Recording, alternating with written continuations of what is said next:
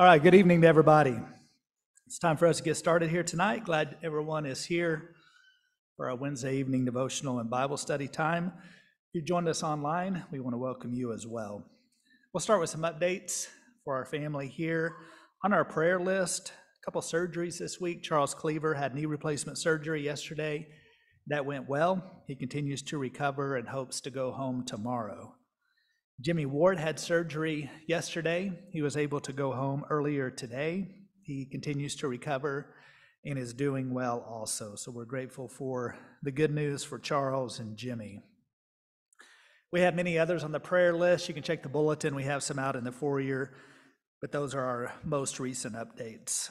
This Sunday evening is the Benevolence Night. As we go through this year on Sunday night, we're trying to highlight some of our ministries and provide opportunities for our members to get involved in these ministries. Connected to Benevolence Night, we will begin collecting donations of backpacks and school supplies for the donation center. Those can be brought at this point, or they can be brought throughout the summer. And we'll get that stocked, ready to go for our back to school giveaway in July and August. The VBS planning class will begin next Wednesday, May 3rd. That will meet in the small kitchen during regular class time. They'll put together supplies and get things laid out for Vacation Bible School, which starts June 25th, I believe. Additional information will be in the bulletin this Sunday concerning that. That's all the announcements that I have this evening. Tonight in our devotional time together, Garrett will lead us in singing. Curtis Stubblefield will have our prayer, and I will have our devotional thoughts.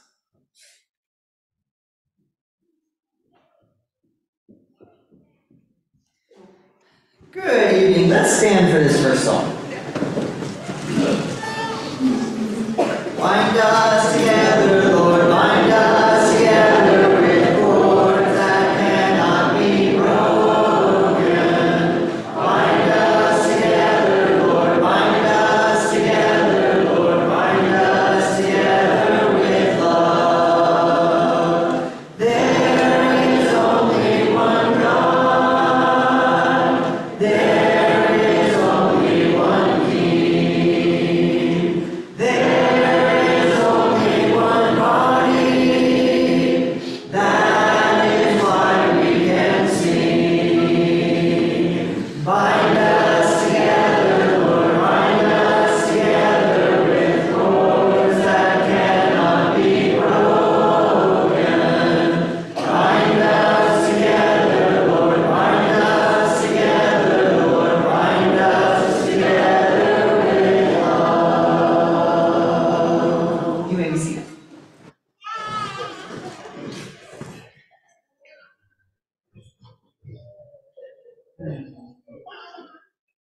Let's pray. Holy Father, how awesome you are. The one who created everything that has been created. The one who created us in your own image, knowing full well that we would fail you, and it would require a magnificent sacrifice to redeem us of our sins. We're thankful, Father, that you gave your Son to came to this earth, suffered as a man, was without sin, and yet suffered that cruel death. Father, we're thankful for your love for us. For it was a complete love that put this into effect. We're thankful, Father, for your word that tells us this beautiful story. The word that tells us what we must do to become faithful to you. We're thankful for the power that is in the word unto salvation. We're thankful, Father, that your word tells us what we must do to live our lives in such a way that heaven can be our home. Father, we're thankful for the Church Universal, and the church that meets here.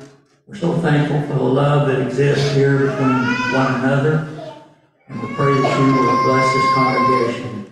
Please be with those men who have been given the responsibility to oversee the work here. Bless them, Father, that they'll always look to you for the wisdom that they need to make decisions regarding this congregation. We're thankful for the deacons and for all the teachers that work here, for the other employees. Bless each one, Father. We're so thankful for this group of young people, Father. We're so fortunate to have them here, and we ask that you would keep them encouraged, that they might be directed properly, that they might look for many, many years of serving you in their capacity. Father, be with our country. Horrible things going on right now. We pray that you would help us to mitigate those things, help us to realize our responsibility and how we might use that to gain this country back and have it walk according to your will. Father, we ask you to be with those that are sick. We're especially thankful that Brother Charles Flavor has had a successful surgery, and thankful for all of those that are improving in their health. Lord, go with us now through this devotional period and through the class period. We ask you to forgive us of the sins that we've done, and we repent of them. For in Christ's name we pray. Amen.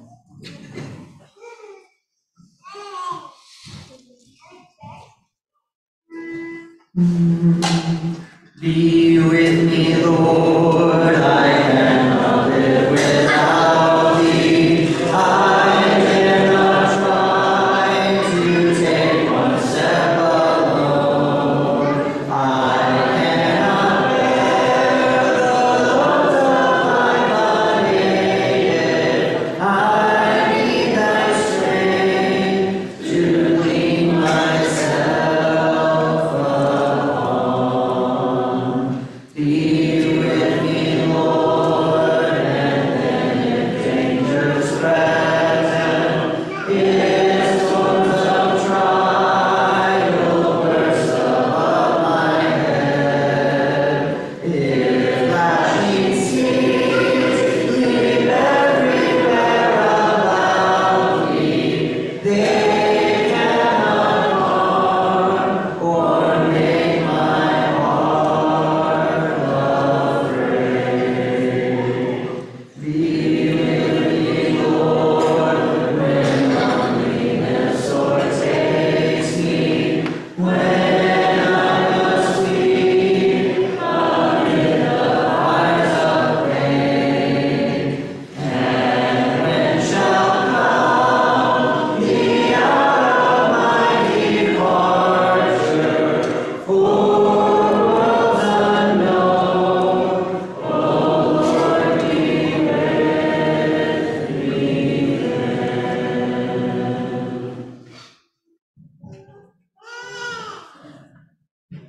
If you're looking for a real relationship with God, one of the best people to study from the Bible is David. David had a special connection with God. But as you look at David's relationship with God, you'll see the full gamut of humanity on display. You'll also get a great picture of God's consistency. David went through a lot in his life. David had some amazing victories. We immediately think about Goliath. David also experienced some humiliating defeats brought about because of his own sinfulness. Our thoughts go to Bathsheba. But when you look at David's life, whether he was on the run from Saul or whether he was leading the Israelites into battle, David always desired closeness with God. David wanted that relationship. Through the Gospels, we see Jesus often withdrawing from the crowds, withdrawing from his apostles, just so he can be alone with God, to talk to his Father about what's going on in his life. We also see that in the life of David, especially in the Psalms that we read, that he wrote. Psalm 3 is a psalm that stands out to me because of the comfort it can provide us as we go through life. In Psalm 3, David is expressing some concern for his own health, for his own wellness, for his own safety. And David knows that he can turn to God. And what emerges from the Psalms is David just throwing it out there. Whatever he's thinking, whatever he's feeling, whether he's angry at God, upset at God, whether he's scared about what he's facing, whatever's going on in David's life, you read about it through his Psalms. I want you to listen to Psalm 3, because as we're here on a Wednesday night, perhaps beaten down by life, maybe struggling with various issues that we're facing, I think Psalm 3 can really help us. O Lord, how my adversaries have increased. Many are rising up against me. Many are saying of my soul, there is no deliverance for him in God. But you, O Lord, are a shield about me, my glory in the one who lifts my head. I was crying to the Lord with my voice, and he answered me from his holy mountain. I lay down and slept. I awoke, for the Lord sustains me. I will not be afraid of 10,000s of people who have set themselves against me round about. Arise, O Lord, save me, O my God. For you have smitten all my enemies on the cheek. You have shattered the teeth of the wicked. Salvation belongs to the Lord. Your blessing be upon your people. In my life, I try to personalize the things that I read. And in Psalm 3, there are some things here that we need to personalize, some things that we need to own, some tremendous blessings that God has available to us. Because just like David, we're going to face adversaries, whether it's Satan himself or other foes that come our way. We're going to have people at times against us, especially if you stand up for what's right. You're going to have some adversaries. And we look at our world today and we can say exactly what David wrote. O Lord, how my adversaries have increased. But God is there for us. No matter how many adversaries we face, no matter how steep the climb might be, we're not alone. God, just like David wrote, he sustains us. God, and God alone, is the one who can save us. And I love what David wrote at the end of this psalm because it is forever true. Salvation belongs to the Lord. And God loved us so much that he sent it down to us through his Son. Salvation left heaven and came down here to earth. Jesus gave his life so that we can claim this blessing. Salvation belongs to the Lord, but it can belong to you through Jesus Christ. And tonight, whatever you're going through, whatever you're facing as your church family, we want to support you and help you. But more important than anything else is to make sure we're right with God. And Jesus can take care of that. If you need to be baptized into Christ, we want to give you this opportunity once again as together we stand and sing. Be still and know that I am God. Be still and know that I am God. Be still and know that I am God.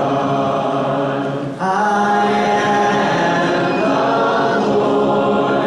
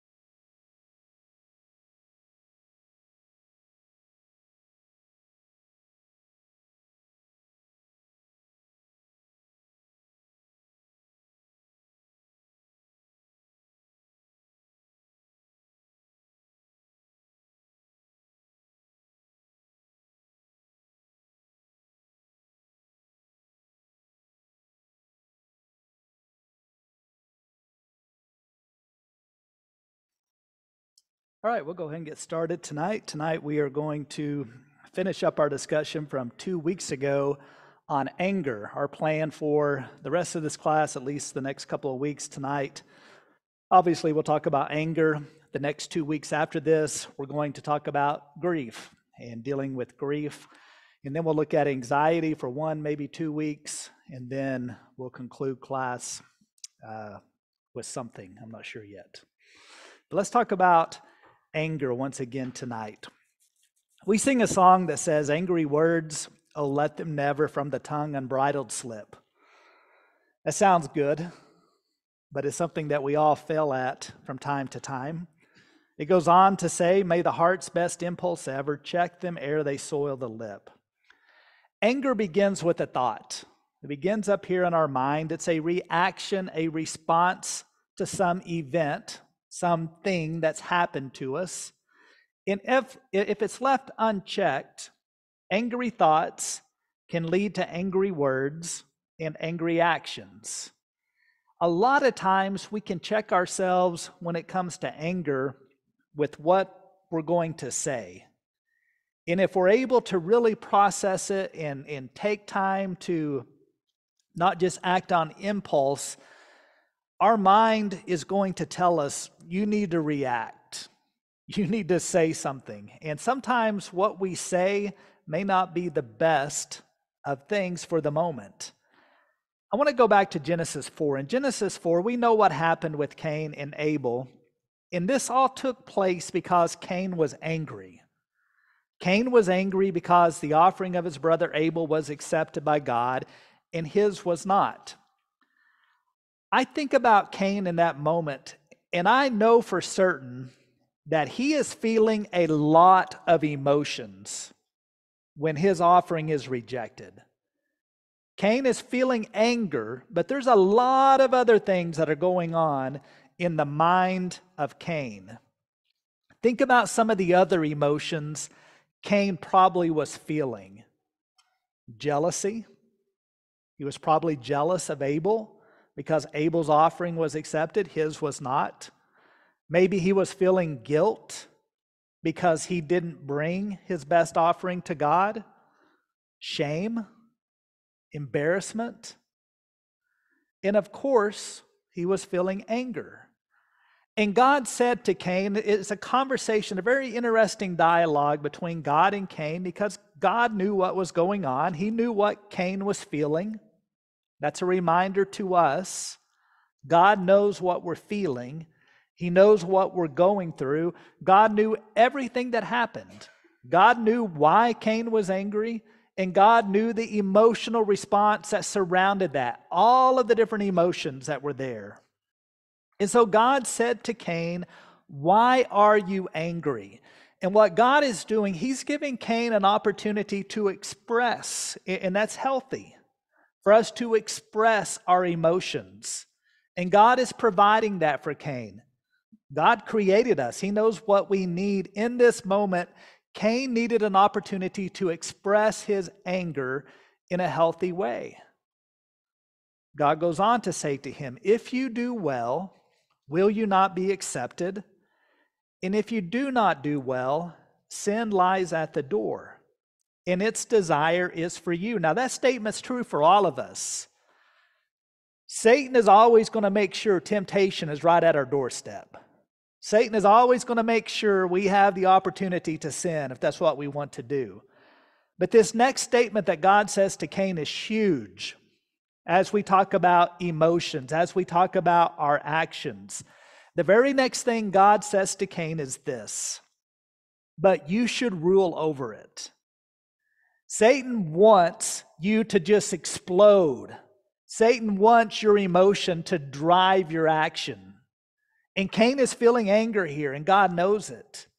But God lets Cain know, you have the power. Right now in this moment, you have the ability to rule over what you do next. Satan cannot make you sin. Satan did not make Cain kill Abel. That was a choice that Cain made. And God was warning Cain that anger could lead to sin, and it certainly did, the first murder. And he had to choose whether he was going to rule over it, whether he was going to be the master of his emotions. And we think about that. A lot of people, their emotions rule over them. We need to have control over our emotions. We'll talk more about that here in a moment. This is an important conversation between God and Cain because Cain had this choice. Cain was capable of choosing a different path. He was capable of mastering his anger. But we know what happened. Cain's anger went unchecked. All of these other emotions that were bubbling up inside Cain, ultimately, Cain made the choice to kill his brother. If we do not control our emotions, let's just look at anger. If we do not control our angry feelings, then anger will control us. Now, we know that not everyone deals with anger in the same way. I think about my parents growing up. They handled anger very differently. My dad, he was very calm for the most part, but when he got angry, you knew it. It was from 1 to 10, like that. He would yell, and then it was over. It was done. My mom, she holds a grudge. She could probably tell me what I did wrong back on March 6, 1983, whatever it was. They process anger very differently. People are different. Some people go from 1 to 10 in a second. And some people, when they go from 1 to 10, for my dad, he just yelled. The man could yell the word hey louder than anybody I've ever known. Other people, when they go from 1 to 10, they do a lot worse than just yell. They can do things that are very harmful. And there's often a trail of destruction left in the wake of an angry person if they don't control it. There's another story about two brothers. We've looked at Cain and Abel several times. There's another story in the book of Genesis, chapter 27, that tells us about Esau and his twin brother Jacob. Now, if you know the story of Esau and Jacob, Jacob, through his mom's help, deceived his father, ended up getting the birthright blessing. Esau sold it to Jacob when he was hungry. And he was so upset, he was so angry with Jacob that he threatened to kill him. So we have a repeat going on of what happened with Cain and Abel. Two brothers so mad at each other. One of them is at level 10, ready to kill their brother. Their mother, Rebekah, shared this advice with her son. If you look at Genesis 27, verse 44 and 45, this is what Jacob's mother tells him to do when she realizes what's going on. So Esau is enraged. He's furious. He wants to kill his brother because the blessing in his mind has been stolen from him. This is what Jacob's mother says to him. Stay with him, that being Laban, Rebekah's brother, would have been Jacob's uncle. Stay with him a few days until your brother's fury subsides, until your brother's anger against you subsides, and he forgets what you did to him. Then I will send and get you from there. Why should I be bereaved of you both in one day? Now the few days turned into 20 years. And after all that time in Haran, Jacob returned to his homeland with 2 wives, 2 concubines, 11 sons, and 1 daughter. But even after 20 years had passed, Jacob was still hesitant to meet Esau because he was afraid Esau was still angry at him. You have to remember when Jacob left, Esau was furious. That's what the Bible tells us. He's in a fury. He's in a rage. He wants to kill him. Jacob comes back after 20 years, and he's kind of tiptoeing around. Is he still after me? Does he still want me dead? But when he comes back, he's literally welcomed with open arms. Over the years, Esau's anger had subsided, and he was able to forgive his brother. You look at Genesis 33, verse 3 and verse 4. You have this scene of reconciliation between Jacob and Esau. But he himself passed on ahead of them, verse 3, but he himself passed on ahead of them and bowed down to the ground 7 times until he came near to his brother. So Jacob, he's doing everything that he can. His life's on the line in his mind.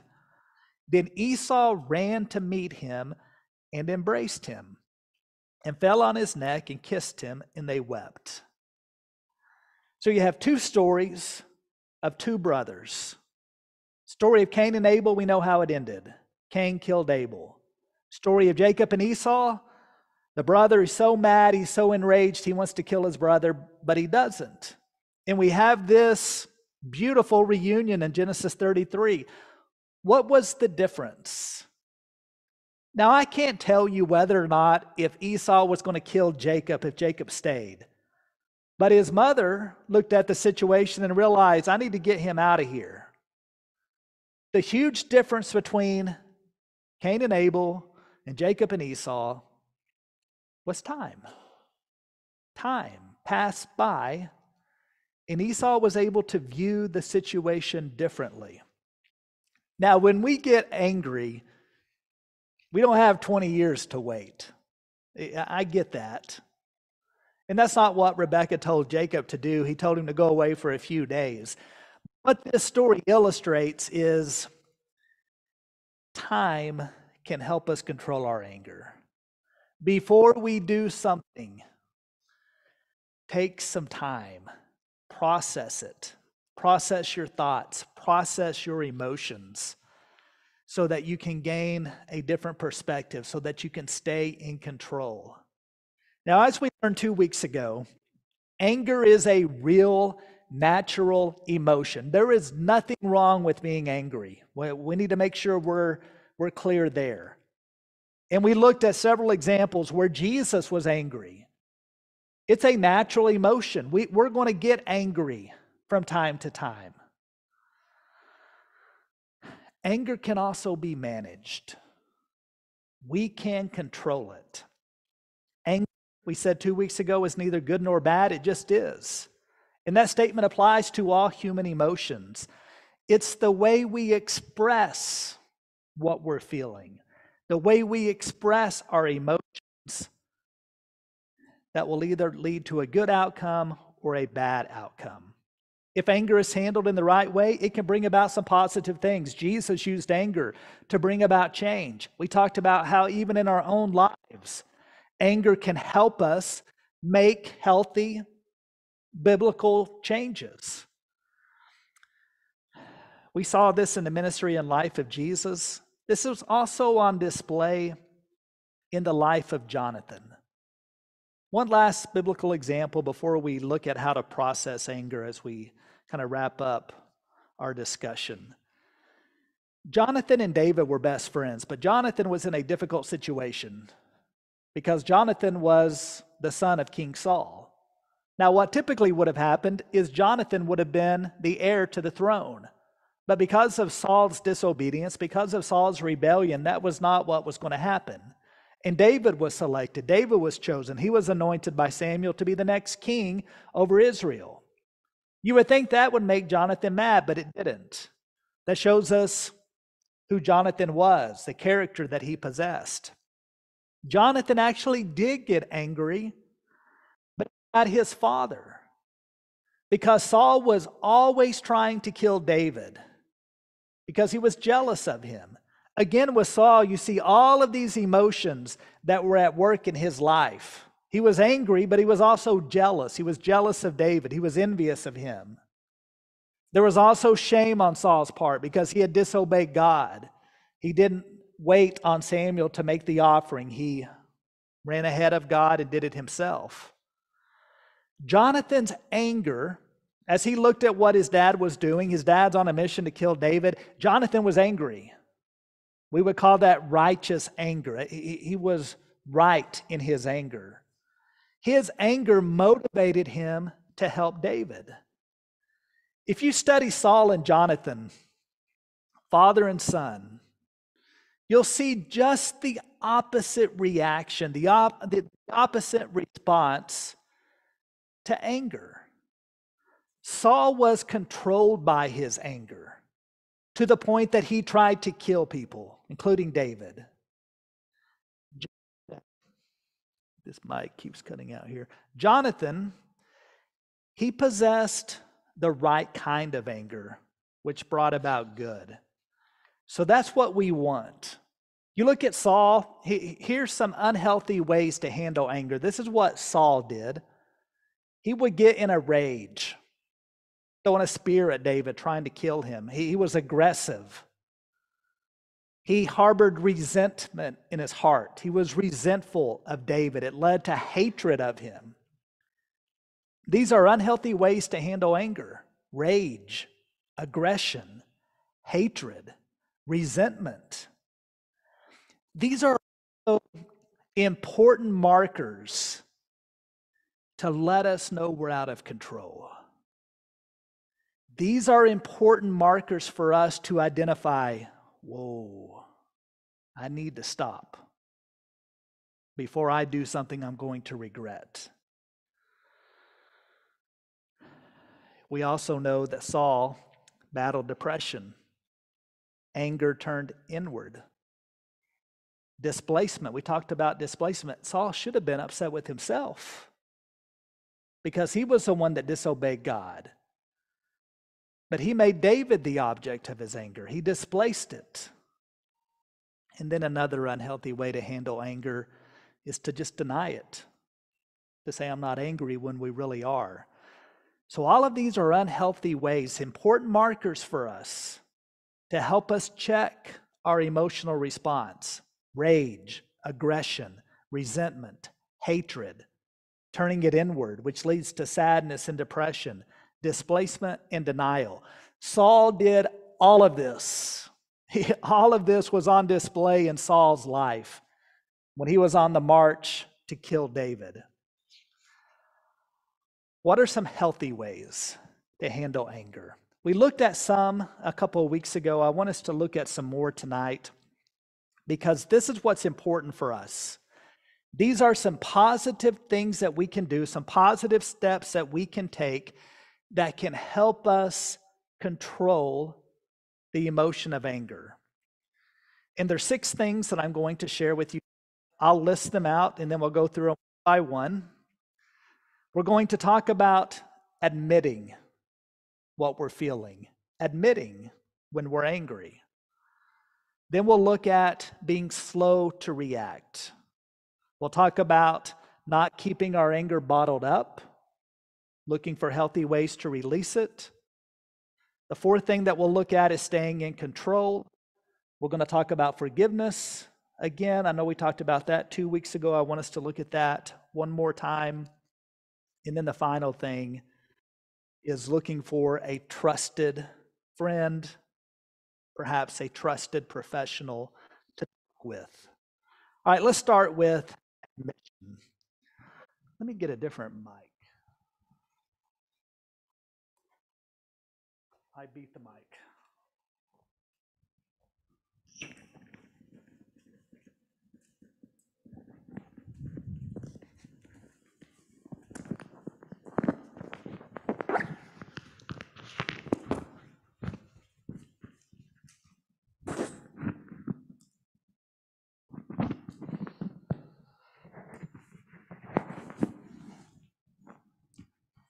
All right, if I wear this mic out, we're just gonna go home.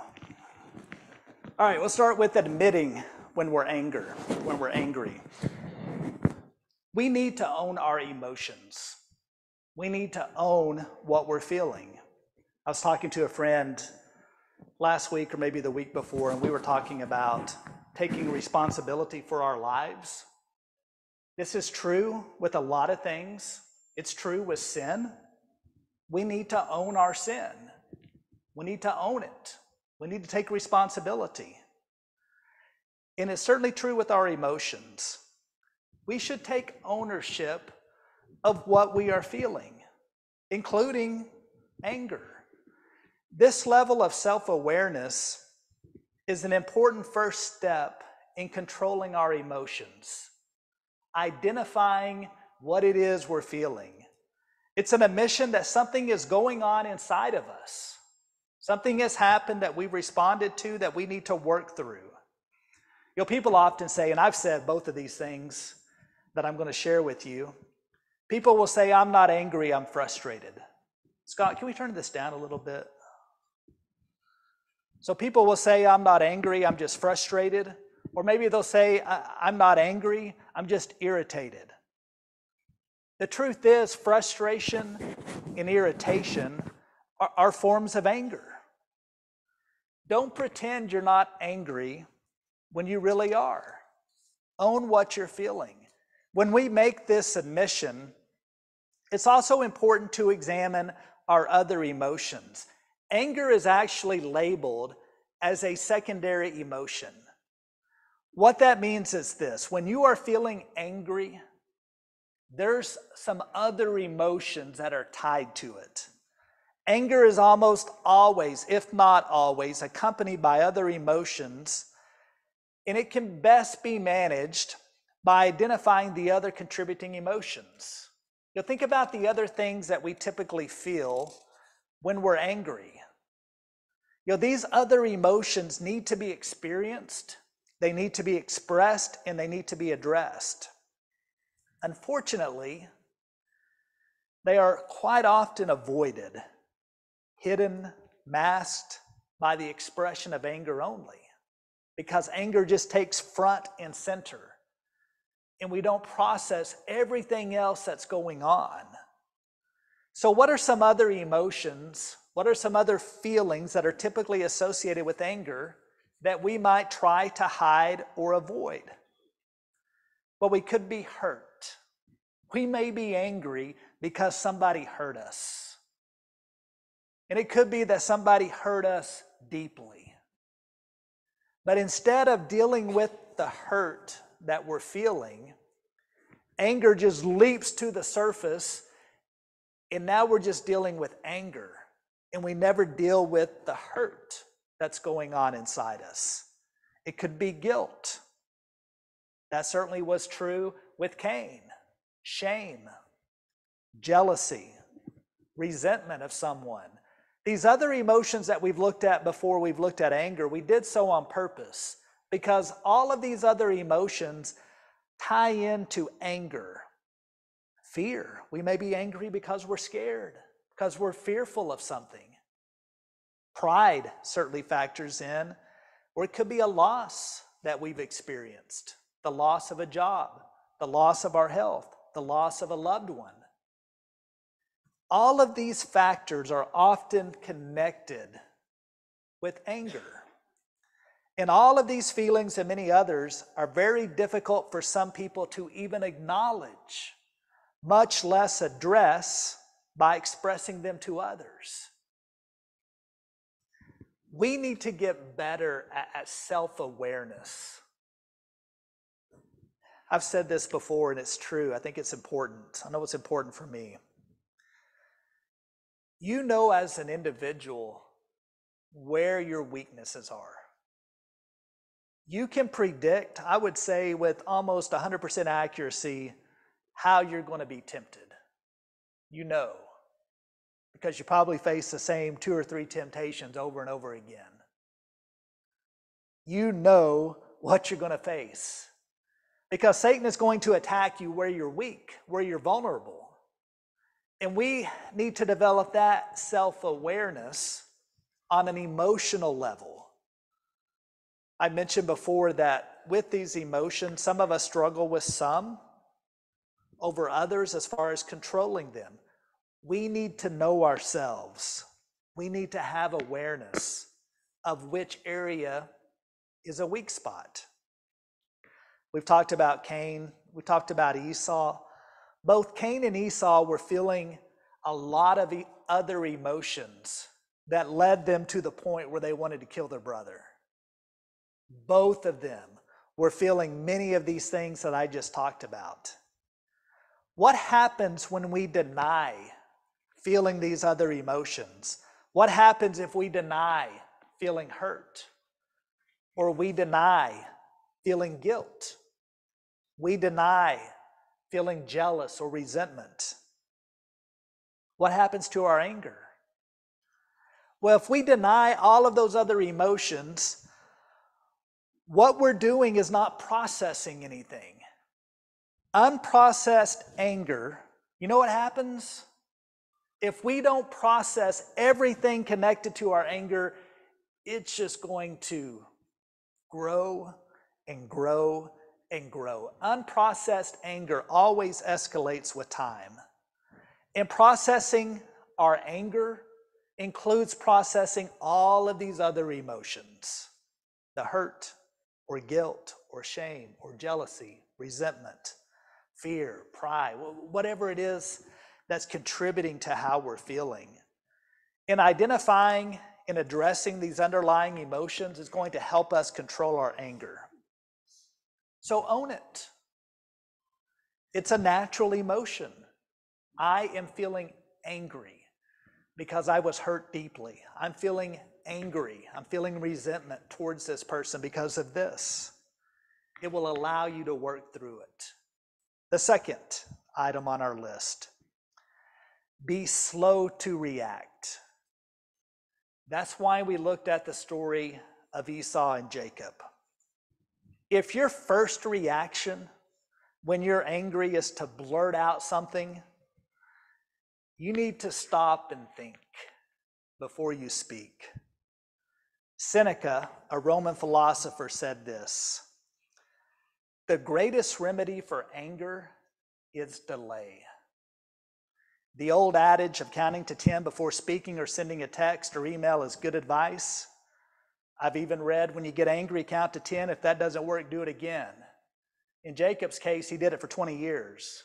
How many times is that counting to 10? He let Esau count to 10 many times. If you speak when you are angry, you will make the best speech you will ever regret. It's amazing when we get angry, the words just flow, because our mind, man, it's at peak function. And we can come up with some great one-liners when we're angry. And we can just give the best speech, we can give the best argument, we can give the best put down, and it will be the best speech you've ever given that you'll regret. So take time. Solomon had some great advice on this subject. In Proverbs 14:29, he wrote, "He who is slow to wrath has great understanding, but he who is impulsive exalts folly." In Proverbs 19, verse 11, he wrote, "The discretion of a man makes him slow to anger, and his glory is to overlook a transgression." James, we've looked at his thought on anger several times. "So then, my beloved brethren, every man must be quick to hear, slow to speak, and slow to anger, for the anger of man does not produce the righteousness of God." I want us to think about the last part of what James wrote in James 1, verse 19 and 20. The anger of man does not produce the righteousness of God. We can't let anger blind us of our goal as Christians. Do you remember what Paul wrote to the church at Corinth about his goal, about his ambition? In 2 Corinthians 5, verse 9, Paul wrote, "My ambition, whether at home or absent, is to be pleasing to God."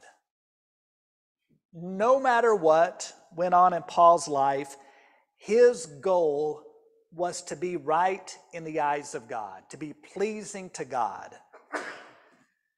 James revealed to us that if we have anger out of control, we're not going to live right.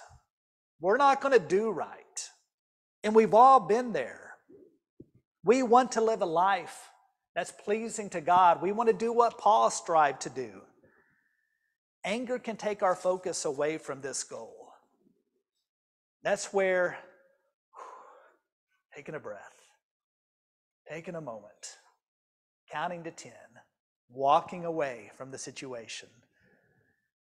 A myriad of things we can do to allow us to have a moment to process what we're feeling.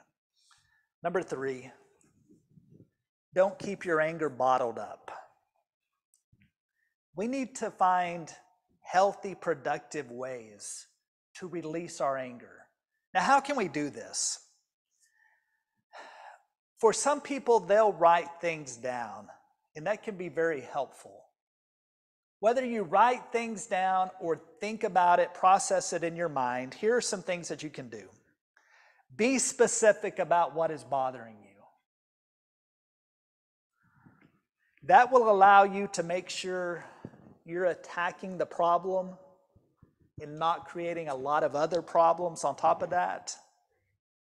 Verbalize your anger in a non-threatening way. Communication and conflict resolution are huge skills that everybody needs.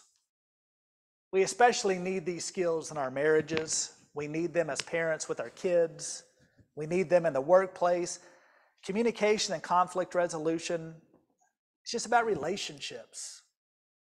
Dealing with problems when they come up, struggles when they come up. And there's a lot of married couples that are deficient in these areas. Now think about this. What hinders positive communication? Well, there's a lot of things. I went on a date with a girl back when I was in high school, and I tried to communicate with her. You know, I lived 45 minutes from the closest town you could do anything in. It was 45 minutes from Temple to Lawton, where we went. And I tried to have conversation. It's like a tennis match.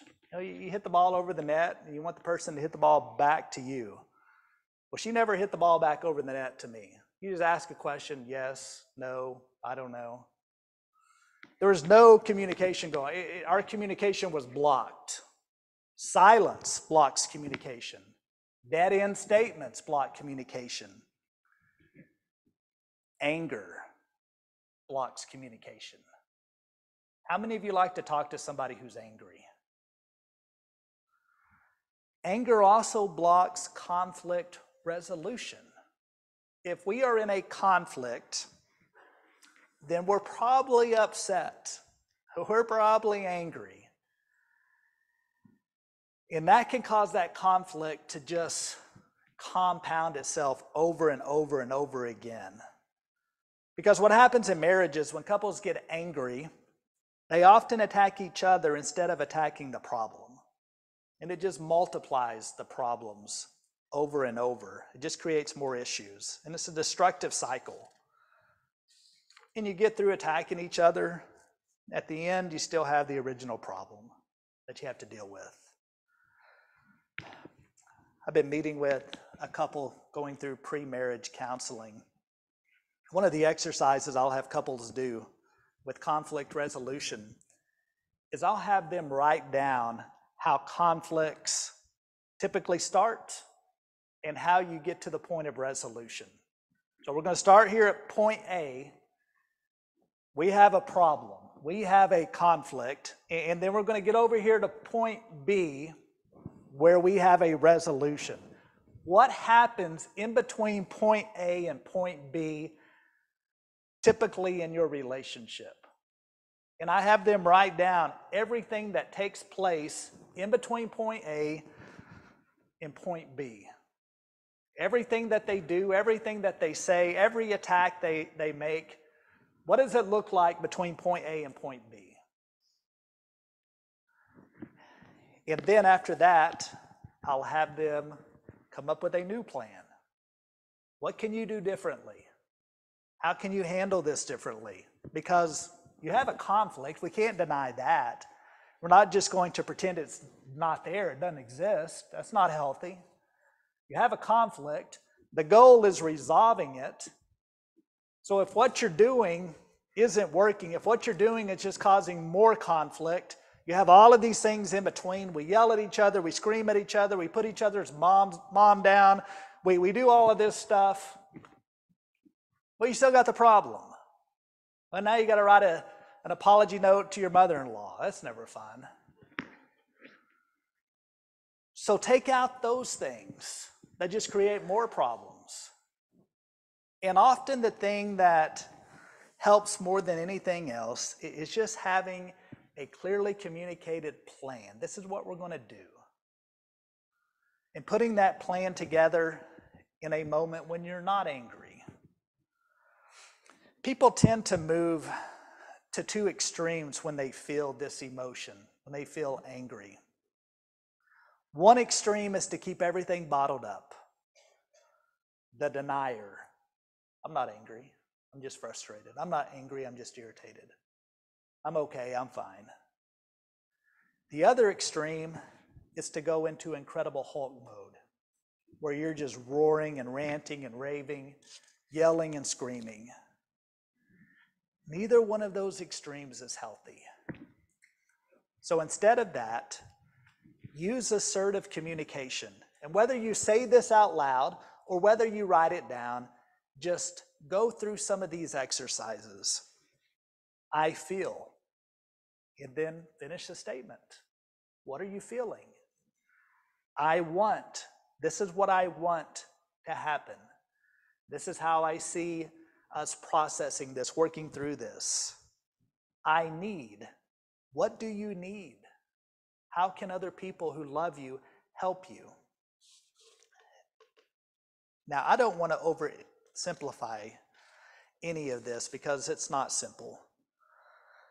And sometimes we face issues that are so big, that are so consuming, that it just takes time. And just like with grief, we'll talk about grief starting next week. When it comes to feeling anger about something, anger and grief are also very closely related. Because a lot of times when we're grieving, we're angry. Maybe even angry at God. Why did you let this happen? Why am I battling this illness? Why did my spouse pass away? So this is big stuff. Even with your anger, give yourself time to process it. Just make sure as you're processing it, you give yourself time before you do anything too rashly. Which brings us to this. Stay in control. I came across this quote about anger, and we know it's true. The one who angers you controls you.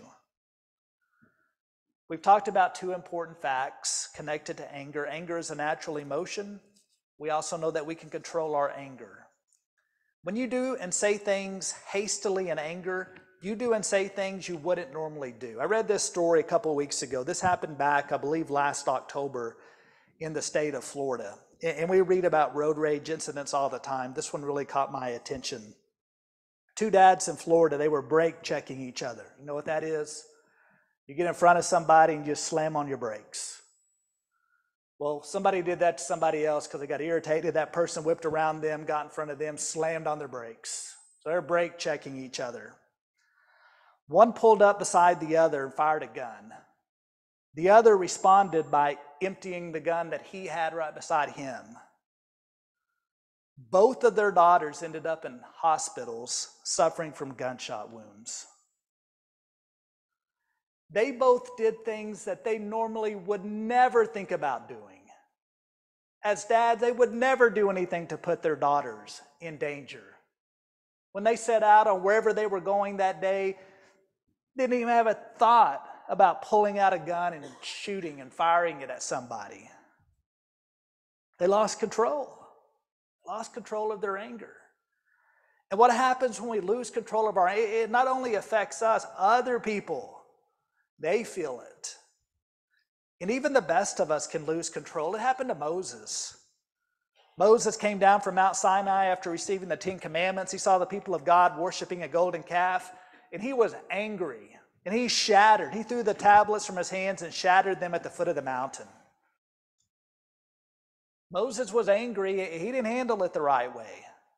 We also see on another time when God told Moses to speak to the rock for water for Israel. Instead, Moses struck it with his rod. And because of that, he wasn't allowed to go into the promised land. Anytime you lose control of your anger, it'll cost you. Every time. There's always a cost. And it will also cost others. In expressing our anger to others, we can often end up hurting ourselves. Think about the other areas where losing control of anger can affect us, our family, socially, legally. Those two dads, they're facing prison time for what they did. Our health, spiritually, financially, work-related. Don't let those who anger you control you. We have to have self-control. We control our anger. Number 5, just briefly, forgive those who have hurt you. We talked about this 2 weeks ago, but it's so important. In Matthew 6, Jesus in the Sermon on the Mount said, if you forgive others for their transgressions, your heavenly Father will also forgive you. Sounds great, and it's true. And then there's a but statement. But if you do not forgive others, then your Father will not forgive your transgressions. It's not always easy to be like Jesus. If you want to be like Jesus, forgive. Forgive other people. And at times we're going to have to adjust our thinking to do this. In Philippians 2, I wanted to read verse 1 through 11. We don't have time here tonight. But Paul starts out that chapter by talking about our mind, developing the mindset of Jesus. If we develop the mind of Christ, then we'll be able to forgive others. But it all starts right up here in our mind. And the last thing I was going to share with you, talk with a trusted friend or a professional. Especially as you look at what you're feeling, if it's something that's just really big, something that there's so many other emotions tied to it, we need someone to talk to. We need someone to share what we're feeling, what we're going through. Anger is a natural emotion. It is not a sin to be angry. Anger can also be controlled. Thank you guys for being here tonight. Next week, we'll start looking at grief, and we'll spend a couple of weeks talking about the emotions connected with grieving.